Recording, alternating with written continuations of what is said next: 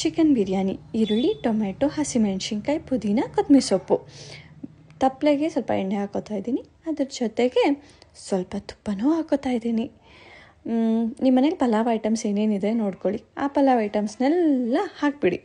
ಸ್ವಲ್ಪ ಚಟಪಟ ಅನ್ನಲಿ. ಅದ್ರ ಜೊತೆಗೆ ಮೆಣಸಿನ್ಕಾಯಿ ಹಾಕಿ ಅದನ್ನು ಚಟಪಟ ಅನಿಸ್ಬಿಟ್ಟೆ.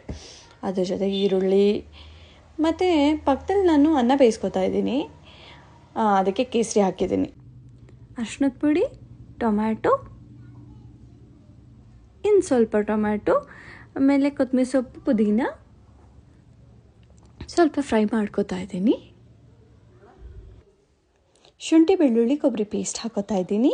ಅದು ಹಸಿ ಸ್ಮೆಲ್ ಹೋಗೋವರೆಗೂ ಫ್ರೈ ಮಾಡಿಕೊಂಡೆ. ಅದ್ರ ಜೊತೆಗೆ ಚಿಕನ್ ನೋಡಿ, ಎಷ್ಟು ಫ್ರೆಶ್ ಆಗಿದೆಲ್ಲ. ಈ ಥರ ಬಾಯ್ಲ್ ಆಗ್ತಾ ಇರಬೇಕಾದ್ರೆ ಸ್ವಲ್ಪ ಚಿಕನ್ ಹಾಕಿಬಿಟ್ಟು ಫ್ರೈ ಮಾಡಿಕೊಂಡೆ. ಘಮ ಘಮ ಅಂತಿತ್ತು. ಅದ್ರ ಜೊತೆಗೆ ಧನಿಯಾ ಪುಡಿ 2 ಸ್ಪೂನ್, ಅಚ್ಚ ಖಾರದ ಪುಡಿ, ಅದ್ರ ಜೊತೆಗೆ ಗರಂ ಮಸಾಲ. ಪಕ್ಕದಲ್ಲಿ ರೈಸ್ ರೆಡಿ ಆಗಿದೆ. ಇದಕ್ಕೆ ಸಾಲ್ಟ್ ಹಾಕೋದು ಮರಿಬೇಡಿ. ಚಿಕನ್ ಚೆನ್ನಾಗಿ ಬೆಂದಮೇಲೆ ಅದಕ್ಕೆ ರೈಸ್ ಮಿಕ್ಸ್ ಮಾಡ್ಕೊತಾ ಇದ್ದೀನಿ.